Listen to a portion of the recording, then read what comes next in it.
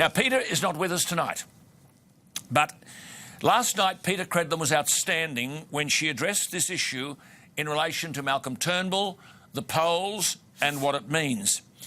I thought we'd have a look at this again. It's a very, very critical statement from a lady who's immensely informed. She worked for Turnbull when he was opposition leader. She worked for Tony Abbott as opposition leader and Abbott as Prime Minister. She knows the political scene in Canberra backwards. Here is Peta Credlin from last night on Malcolm Turnbull and the polls. It was always going to end like this. As the saying goes, as you sow, so shall you reap. Or to anyone else less biblical, karma is a bitch. 2.5 years ago, when Malcolm Turnbull said this, the one thing that is clear about our current situation is the trajectory. We have lost 30 news polls in a row. It is clear that the people have made up their mind about Mr Abbott's leadership. When he said that, he never thought for a moment it would ever apply to him. Such is his self-belief, indeed arrogance, he thought that once he was installed as Prime Minister by the party room, rather than a vote by the people, there would be such overwhelming support for his ascension that endorsement at the ballot box would be a mere formality. That's not how it's turned out. Indeed, the past 2.5 years have been a bitter dose of reality for a man who thought it was his destiny to seize the Prime Ministership. Anyone who thinks Malcolm Turnbull entered Parliament to be someone else's minister needs their head read. As a backbencher, he tried to shame then Treasurer Peter Costello by delivering his own tax plan to Parliament despite being only months in the place. When he survived the 2007 Rudd landslide, he rang John Howard to blow his own trumpet, just as John Howard was driving across the Harbour Bridge to give his concession speech. He didn't commiserate with Howard, who was about to lose his own seat of Bennelong. Instead, he boasted that he'd increased his majority in Wentworth. When he wasn't elected opposition leader, losing out to Brendan Nelson, Turnbull stormed into Nelson's office, jabbing him physically in the chest. He insisted that Nelson wasn't up to it and demanded that Nelson go straight back into the party room, resign and give the job to him. You couldn't make this up. When leader, Malcolm Turnbull blew up over Godwin Gretsch and then almost blew up the Liberal Party trying to ram through Rudd's ETS, telling the party room one thing and Labor another. I know because I was in the room during the negotiations with Labor. In opposition, Tony Abbott put Malcolm Turnbull in his shadow cabinet because he felt to leave a former leader on the backbench showed a lack of respect to the party. Of course, that meant a lot of detail from shadow cabinet made its way into the media. But of course, that could have come from anyone. A couple of years on from the coup, I'm now aware of the full extent of preparations to oust Tony Abbott. They started in opposition even before the landslide win in 2013, but picked up momentum as Abbott did things that made him unpopular, such as banning first-class travel for MPs, stopping them employing their family members, asking questions when they wanted to employ kids straight out of uni with no life experience on a $200,000 salary. Abbott also made enemies when he took on the Liberal Party's factions and some of the all-powerful lobbyists by banning them from the federal executive. The Sunday night before Turnbull's leadership challenge, Julie Bishop's Chief of Staff attended the final meeting of the coup plotters at Peter Hendy's house in Queanbeyan. He was there at her behest, otherwise it would have been a sacking offence, and he's still in her employ as Chief of Staff today. On the day of the challenge, Julie Bishop pledged her loyalty to Abbott, and later that night she stood side by side with Malcolm Turnbull, her third opposition leader and her second PM. You be the judge. We then had the fiasco of the last federal election where the PM knocked off at lunchtime, had to write his own cheque to buy back his own job, and in some seats the party had to resort to paying people to hand out because party volunteers went on strike.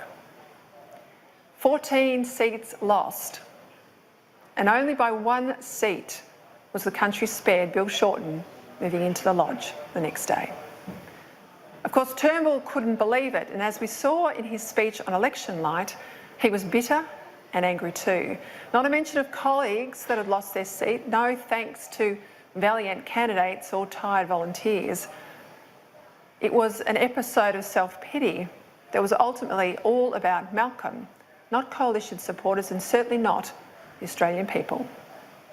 Like Rudd before him, when this job ends, Turnbull will be insulated by his financial good fortune and spend much of his time overseas. By any measure, a Turnbull win at the next election is almost inconceivable. But to him, you see, he's already won. He's got the job he's coveted all his life. The loser in all of this has been the Liberal Party and its supporters. Not to forget all of those voters who believe they get to choose their leader. But most of all, it's been the ordinary Australian who just wants government to focus on them.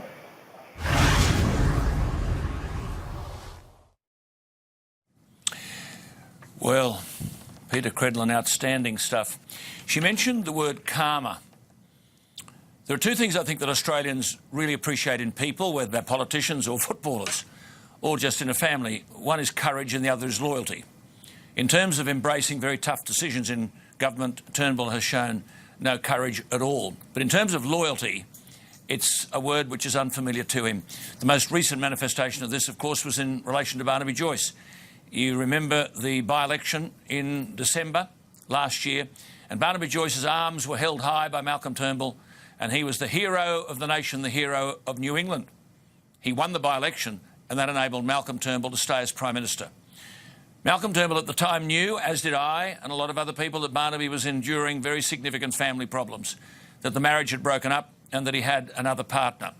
Many of us also knew that Barnaby's partner was pregnant. We believe those were personal matters.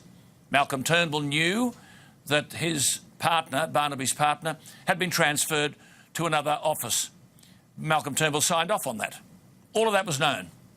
Yet in order to win votes, he moved into the courtyard of Parliament House and delivered the most excoriating and humiliating attack on his deputy, which finished off Barnaby Joyce. But that wasn't the first time. Peter has told us there about Malcolm Turnbull's behaviour when Brendan Nelson was Leader of the Opposition. But Malcolm Turnbull won the seat of Wentworth when Peter King was the member. Peter King was a Rhodes Scholar. I went to university with him, an outstanding person. But Malcolm Turnbull, just as he paid bills at the last federal election, he paid for people to join up the Liberal Party in Wentworth so that he'd have the numbers in the branches to knock off Peter King, and he did. When he knocked off Brendan Nelson, it was only after 16 polls, not 30. And then, of course, he moved in on Tony Abbott. And people say, oh, well, Abbott had 30 losing news polls. No, he didn't. After 16, Malcolm Turnbull, having been conspiring against Abbott and white-anting, they moved on Abbott. Abbott, of course, won that challenge, but lost the final 30. When it came to 30, he was beaten. And now, of course, we see where we are today, in the Liberal Party and in the Conservative government. The last time Malcolm Turnbull was the leader of the party, as Peter alluded there, he took the Liberal Party almost to extinction. Commentators said that Labor would be in power for another 8 years. Abbott won the leadership by one vote over Joe Hockey and Malcolm Turnbull, turned it around and won 25 seats from the Labor Party in 2 elections. That wasn't good enough for Malcolm Turnbull. He coveted the Prime Ministership.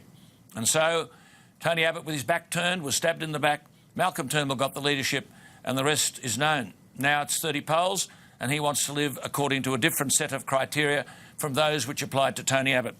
There are all sorts of people writing about all of this, but one of the issues is this energy crisis, which we've alluded to here. And Turnbull says, well, you can't buy Liddell Power Station, because Tony Abbott said you should. You can't buy Hazelwood. That would be nationalisation. That would be socialism. But hang on.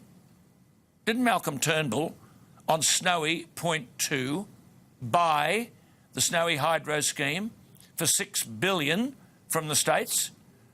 And didn't he then say, well, we'll spend another $3 or $4 billion on infrastructure that's needed to support it? So do you get the drift? Because Abbott said it, you can't buy Liddell and you can't buy Hazelwood, which would guarantee baseload supply, but it's okay to buy Snowy because it's green and it's what the Labor Party thinks should happen. The same thing could be said about the NBN.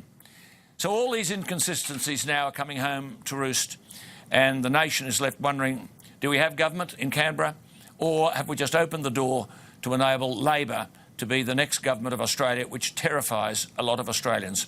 I'll be back after the break on another very, very important issue that hasn't had enough ventilation. I'll talk not about any of this to Senator Cory Bernardi, but about another very, very critical issue to us all. This is Jones & Co. on Sky News Live.